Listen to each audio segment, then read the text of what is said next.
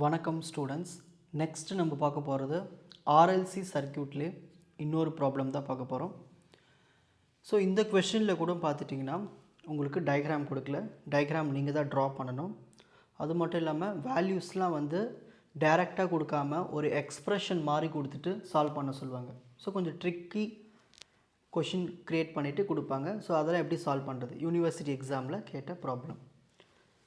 A voltage E of t equal to 100 sin 314t. அதாவது E of t னா ஒன்றும் இல்லை, இன்ஸ்டன்டேனியஸ் வோல்டேஜ் எக்ஸ்ப்ரெஷன். இது ஒன்றும், இது ஒரு வோல்டேஜ் எக்ஸ்ப்ரெஷன் தான் இது. ஸோ E of t னானது இன்ஸ்டன்டேனியஸ் வோல்டேஜ். 100, இந்த 100 தான் வந்து மேக்ஸிமம் பீக் வோல்டேஜ்னு சொல்லுவோம். சைன் 314னா இதுதான் angular frequency omega value t is applied to a series circuit. அதில் என்னென்ன இருக்குன்னா ரெசிஸ்டன்ஸ் இருக்குது, இண்டக்டன்ஸ் இருக்குது, கெப்பாசிட்டன்ஸ் இருக்குது. அப்போ மூணுமே இருந்துச்சுன்னா அது என்ன சர்க்கியூட்டு? RLC circuit. சீரீஸ் சொல்கிறது RLC series circuit. So 10 ohm resistance, inductance value 0.0318 henry, capacitance value 63.6 μF. Calculate the expression for I of t. So current expression கண்டுபிடிக்கணும். இங்கே வோல்டேஜ் எக்ஸ்ப்ரெஷன் கொடுத்தாங்க இல்லையா, இதே மாதிரி கரண்ட் எக்ஸ்ப்ரெஷன் கண்டுபிடிக்கணும். அப்புறம் ஃபேஸ் ஆங்கிள் கண்டுபிடிக்கணும், பை வோல்டேஜுக்கும் கரண்ட்டுக்கும். அப்புறம் பவர் ஃபேக்டர் கண்டுபிடிக்கணும், அப்புறம் ஆக்டிவ் பவர் கண்டுபிடிக்கணும். இதெல்லாமே ஆர்டராக கண்டுபிடிக்கணும். ஸோ ஃபஸ்ட்டு நம்ம டயக்ராம் ட்ரா பண்ணிடலாம். ஸோ ஃபஸ்ட்டு ரெசிஸ்டன்ஸ் வரைஞ்சிடலாம், ரெசிஸ்டார், அப்புறம் இண்டக்டர், நெக்ஸ்ட்டு கெப்பாசிட்டர். ஸோ இது எல்லாத்தையும் எடுத்துகிட்டு போய் எங்கே கனெக்ட் பண்ணணும்? சோர்ஸில் கனெக்ட் பண்ணணும். ஓகேங்களா? ஸோ நம்மளுக்கு அது ஒரு எக்ஸ்ப்ரெஷனாக கொடுத்துருக்காங்க. E of t equal to 100 sin 314t இந்த மாதிரி வேல்யூவாக கொடுத்துருக்காங்க, எக்ஸ்ப்ரெஷனாக கொடுத்துருக்காங்க. ரெசிஸ்டன்ஸ் என்ன இருக்குது? 10 ohm resistance. Next inductance value 0.0318 henry, capacitance value 63.6 μF. ஓகேங்களா? ஸோ ஒரு ரெசிஸ்டர், ஒரு இண்டக்டர், ஒரு கெப்பாசிட்டர் எல்லாம் சீரீஸில் கனெக்ட் பண்ணி நம்மளுக்கு இன்ஸ்டன்டேனியஸ் வோல்டேஜ் எக்ஸ்ப்ரெஷன் கொடுத்துட்டாங்க. ஸோ நம்ம ஃபஸ்ட்டு என்ன கண்டுபிடிக்கணும்னா, கொஷினில் பவர் ஃபேக்டர்னு கண்டுபிடிச்சிட்டாலே நம்மளுக்கு இம்பிடன்ஸ் தேவை, இதெல்லாமே தேவை. ஓகேங்களா? அப்போனா எப்பயும் போல் ஆஸ் யூஷுவல் ஸ்டார்டிங் ஸ்டெப்லேருந்தே போகலாம். ஸோ ஃபஸ்ட் எக்ஸ்எல் வேல்யூ கண்டுபிடிக்கணும். என்ன கண்டுபிடிக்கணும்? XL value. எக்ஸ்எல்னா என்னது? Inductive reactance. இண்டக்டிவ் ரியாக்டன்ஸ் அதுக்கு ஃபார்முலா வந்து 2πfL. இதான் அதுக்கு ஃபார்முலா 2πfL. அப்படி இல்லையே நம்ம இதை ஷார்ட்டாக ஒமேகா எல்னு கூட சொல்லலாம். இதுக்கு ரெண்டு ஃபார்முலா இருக்குது, 2πfLனும் சொல்லலாம், ஒமேகா எல்னும் சொல்லலாம். இப்போ நீங்கள் கொஷின் பார்க்கணும் எந்த ஃபார்முலா யூஸ் பண்ணணும்னு பார்க்கணும் அதில். ஸோ எக்ஸ்எல்லில் நம்மளுக்கு ரெண்டு ஃபார்முலா இருக்குது, 2πfL, ஒமேகா எல். ஸோ நீங்கள் கீழே வந்து பார்க்கணும். இப்போ இங்கே வந்து ஏதாவது ஹர்ட்ஸில் ஏதாவது வேல்யூ கொடுத்துருக்காங்களா, ஃப்ரீக்வன்சி ஏதாவது கொடுத்துருக்காங்களா? கொடுக்கல. அதுக்கு பதிலாக இங்கே ஆங்குலார் ஃப்ரீக்வன்சி கொடுத்துருக்காங்க, அதாவது ஒமேகா வேல்யூ கொடுத்துருக்காங்க. இது என்னது? Omega value. இங்கே ஒமேகா வேல்யூனா இருக்குது 314 இருக்குது. ஸோ நம்மளுக்கு ஒமேகா வேல்யூ கொடுத்ததுனால இதில் நம்ம எந்த ஃபார்முலா யூஸ் பண்ணுவோம்? அப்போ இந்த ஃபார்முலா தான் யூஸ் பண்ணணும். இதுவே ஃப்ரீக்வன்சி கொடுத்துருந்தாங்கன்னா நான் வேறு ப்ராப்ளம் ஃப்ரீக்வன்சி வச்சு சொல்லி கொடுத்துருப்பேன். இந்த ப்ராப்ளமில் ஒமேகா. ஓகேங்களா? ஸோ இந்த மாதிரி எக்ஸ்ப்ரெஷன் கொடுத்துட்டாங்கன்னா அப்போ ஒமேகா இருக்குன்னு அர்த்தம், ஆங்குலார் ஃப்ரீக்வன்சி இருக்குது. அப்போ இந்த ஃபார்முலா தான் நம்ம பயன்படுத்தணும்.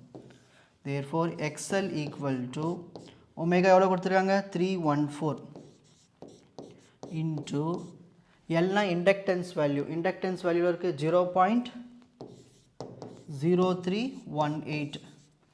இப்போ மல்டிப்ளிகேஷன் தான் நார்மலாக. ஓகேங்களா? இந்த ஃபார்முலா தான் பயன்படுத்துகிறோம். மல்டிப்ளை பண்ணிடலாமா? 314 இன்ட்டு 0.0318 மல்டிப்ளை பண்ணோம்னா 314 இன்ட்டு 0.0318 மல்டிப்ளை பண்ணால் 9.9852 ஆன்சர். ஸோ எப்பவுமே ரியாக்டன்ஸ்க்கு யூனிட் வந்து ஹோம்.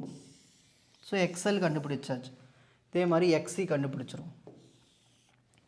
இண்டக்டிவ் கெப்பாசிட்டன்ஸ் இதுக்கு ஃபார்முலா 1/2πfc. இதுதான் ஃபார்முலா. இதுக்கு இன்னொரு ஃபார்முலா இருக்குது, XE equal to 1/omega c. இப்போ நம்ம எதை யூஸ் பண்ணோம் இப்போ இதில் கொஷினை கொடுத்தது ஒமேகா மட்டும் ஆங்குலர் ஃப்ரீக்வன்சி வச்சு தான் கொடுத்துருக்காங்க. அப்போ அதுதான் நம்ம பயன்படுத்தணும். இப்போ இந்த ஃபார்முலா பயன்படுத்திக்கலாம்.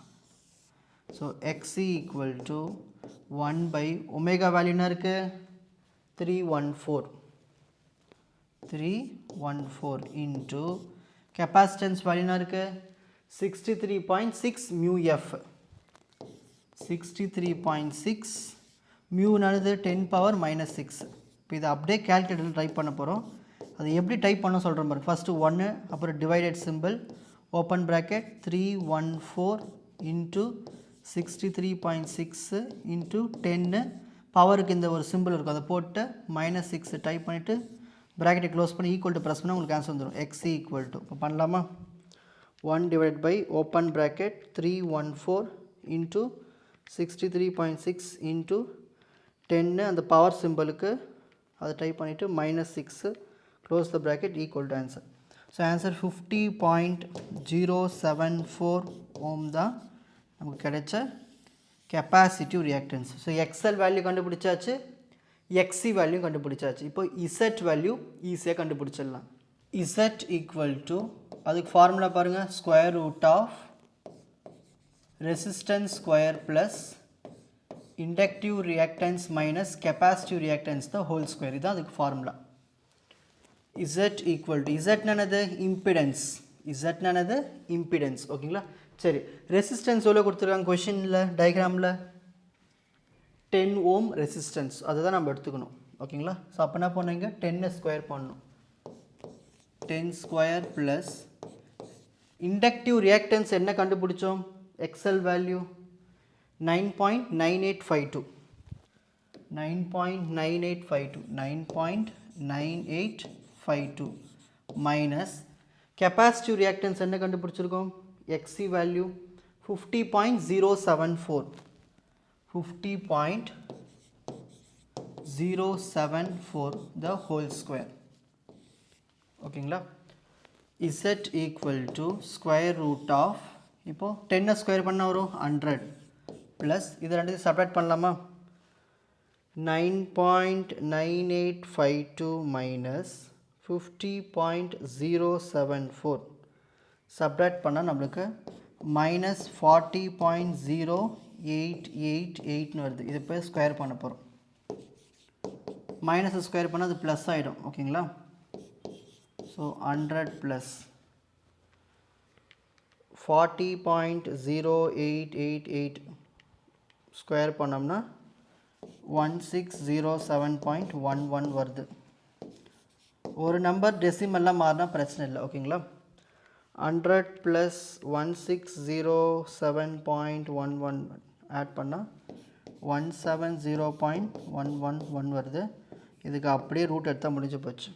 ஸ்கொயர் ரூட் ஆஃப் 1707.11 ரூட் எடுத்தோம்னா 41.317 ஓம் தான் இதுக்கு ஆன்சர். இதுதான் இம்பிடன்ஸ் வேல்யூ. இதுதான் இம்பிடன்ஸ் வேல்யூ. நெக்ஸ்ட்டு நம்ம கண்டுபிடிக்க போகிறது நல்லா கவனிங்க. இதில் நம்ம என்னென்ன கண்டுபிடிக்கணும் பார்த்துக்கலாம். First expression for I of t. ஓகேங்களா. கரண்ட்டோட எக்ஸ்ப்ரெஷன் கண்டுபிடிக்கணும், அது பின்னால் பார்த்துக்கலாம். அப்புறம் ஃபேஸ் ஆங்கிள் கண்டுபிடிக்கணும், phi value, power factor, active power. சரி, தேவையானதெல்லாம் கண்டுபிடிச்சாச்சு. XL XC நெக்ஸ்ட்டு இசட்லாம் கண்டுபிடிச்சாச்சு. இப்போ அடுத்து நம்ம கண்டுபிடிக்க போகிறது தேவையானதெல்லாம் முதல்ல கண்டுபிடிச்சிடலாம். VRMS அதாவது root mean square value of instantaneous voltage VRMS கண்டுபிடிக்கணும். அது எப்படி கண்டுபிடிக்கலாம்னா VM டிவைடட் பை √2 இதான் அதுக்கு ஃபார்முலா. ஸோ நம்மளுக்கு கொஷின்லேயே VM வேல்யூ கொடுத்துட்டாங்க. VM அந்த VM எங்கே இருக்கணும் இது இருக்குது பாருங்கள். இதுதான் peak voltage, maximum peak voltage 100. ஓகேங்களா. ஸோ அதை எடுத்து இங்கே அப்ளை பண்ணிப்போம். 100 டிவைடட் பை √2 கேல்குலேட்டரில் போடலாமா. 100 டிவைடட் பை √2 என்ன வருது 70.710 வோல்ட். இதுதான் RMS வோல்டேஜ். என்ன வோல்டேஜ் RMS வோல்டேஜ். நெக்ஸ்ட் இப்போ இசட் வேல்யூ தெரிஞ்சு போச்சு, RMS வோல்டேஜ் தெரிஞ்சு போச்சு. இப்போ நம்ம என்ன கண்டுபிடிக்க போகிறோம்னா கரண்ட்டு. ஸோ ஒரு கரண்ட்டு கண்டுபிடிக்கணும்னா அதுக்கு IRMSன்னு சொல்லணும்.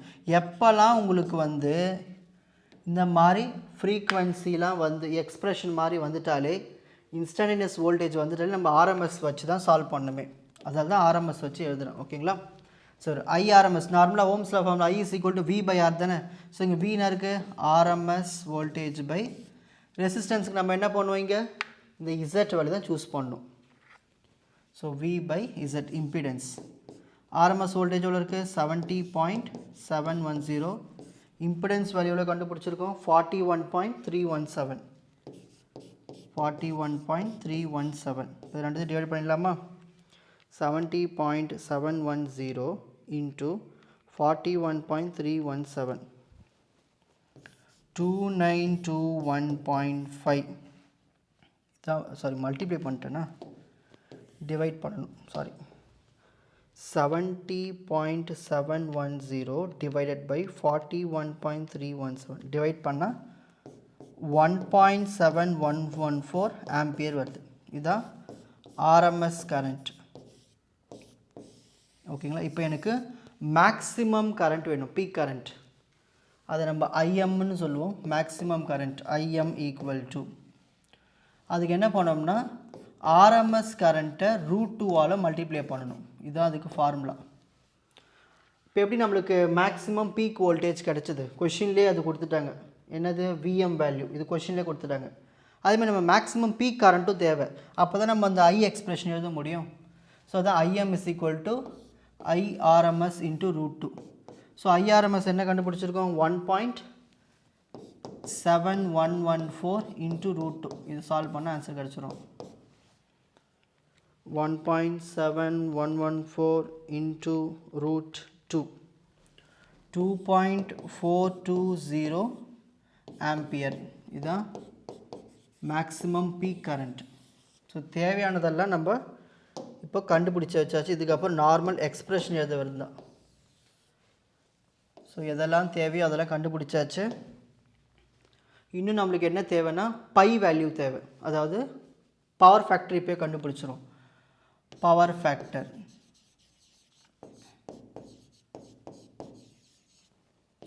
cos pi = resistance by Z. இதான பவர் ஃபேக்டர் ஃபார்முலா. என்ன ரெசிஸ்டன்ஸ் இருக்குது கொஷனில் 10. ஓகேங்களா? அந்த 10 எடுத்து எழுதிப்போம். So cos pi = 10 by impedance value என்ன இருக்குது Z வேல்யூ 41.317. 41.317. இப்போ இது டிவைட் பண்ணிடலாமா? cos pi = 10 divided by 41.317 divide பண்ணணும். நம்மளுக்கு ஆன்சர் 0.2420. இந்த காஸ் அந்த பக்கம் போயிடுச்சுன்னா cos inverse of 0.2420. So phi = cos inverse. ஓகேங்களா? ஸோ உங்கள் கேல்குலேட்டரில் ஷிஃப்ட் பட்டனை ப்ரெஸ் பண்ணி எல்லோ கலரில் இருக்கும் காஸ் இன்வர்ஸ், அதை ப்ரெஸ் பண்ணிட்டீங்கன்னா அது வந்துடும். அப்புறம் 0.2420 டைப் பண்ணி ஈக்குவல் டு ப்ரெஸ் பண்ணால் உங்களுக்கு ஆன்சர் 75.995 வரும். இதுக்கு யூனிட்லாம் கிடையாது, அப்படியே எழுத வேண்டியது தான். ஸோ பை வேல்யூ தெரிஞ்சிச்சு, காஸ் பை வேல்யூ தெரிஞ்சிச்சு. இப்போ இது லீடாக லேகான்னு எழுதணும். சரி, அதுக்கு நான் எப்படி சொல்லி கொடுத்துருக்கேன் இல்லையா ப்ரீவியஸ் ப்ராப்ளம்ஸில் எப்படி லீடு லேக் எழுதணும்னு பாருங்கள். அதுக்கு முதல்ல நம்ம செக் பண்ண வேண்டியது XL வேல்யூ, XC வேல்யூ. இதில் பாருங்கள் யார் பெருசாக இருக்குது பாரு வேல்யூ, XC வேல்யூ தான் XLஐ விட பெருசாக இருக்குது. நல்லா கவனிங்க. XL வேல்யூ 9, XC வேல்யூ வந்து 50. 50 பெருசா 9 பெருசா? 50 தான் பெருசு, XC தான் பெருசு. ஸோ எப்பயுமே XC பெருசாக இருந்துச்சுன்னா அதை நம்ம லீடுன்னு சொல்லுவோம். அப்போ பவர் ஃபேக்டர் பக்கத்தில் நம்ம என்ன எழுதணும், லீடுன்னு எழுதணும். ஓகேங்களா? இதுவே XC வேல்யூ குறைஞ்சி XL வேல்யூ அதிகமாக இருந்தால் லேகுன்னு எழுதணும். அவ்வளோதான். ஸோ இதெல்லாம் லீடு லேக் எழுதியாச்சு. இப்போ நம்ம நெக்ஸ்ட் ஸ்டெப்பான ஃபஸ்ட்டு ஈக்குவேஷன் என்ன கேட்டிருக்காங்க, expression for I of t, current expression. இது வரைக்கும் தேவையாக இருக்கிறதெல்லாம் கண்டுபிடிச்சாச்சு. ஓகேங்களா? So current expression I of t = maximum peak current sin omega T plus R minus by value. இதுதான் அதுக்கான ஈக்குவேஷன். ஓகேங்களா? I of T is equal to IM வேல்யூவில் கண்டுபிடிச்சிருக்கோம். Maximum peak current 2.420 sine omega value கொஷின்லேயே கொடுத்துட்டாங்க, அதை பார்த்து எழுதிக்க வேண்டியது தான். ஒமேகா வேல்யூ கொஷினில் கொடுத்துட்டாங்க 314 t plus R minus by value இப்போ தான் கண்டுபிடிச்சோம். 75.995. ஸோ இதுதான் நமக்கு கிடைச்ச கரண்ட் எக்ஸ்பிரஷன். ஓகேங்களா? நெக்ஸ்ட் கொஷினில் அடுத்து என்ன கேட்டிருக்காங்க பார்க்கலாம்.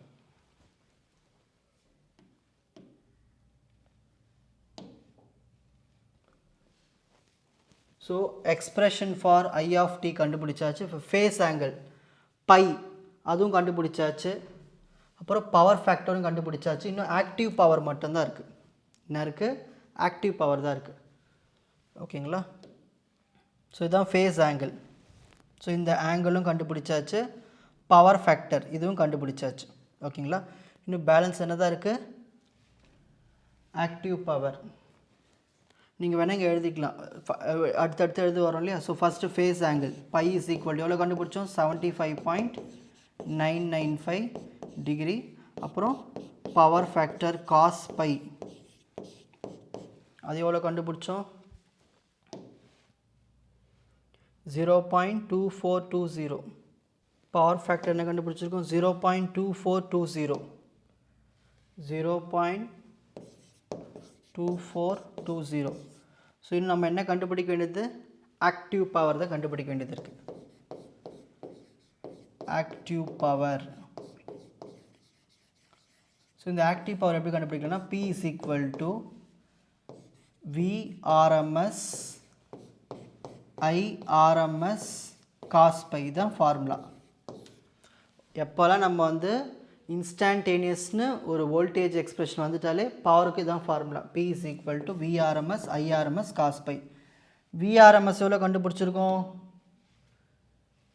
70.710.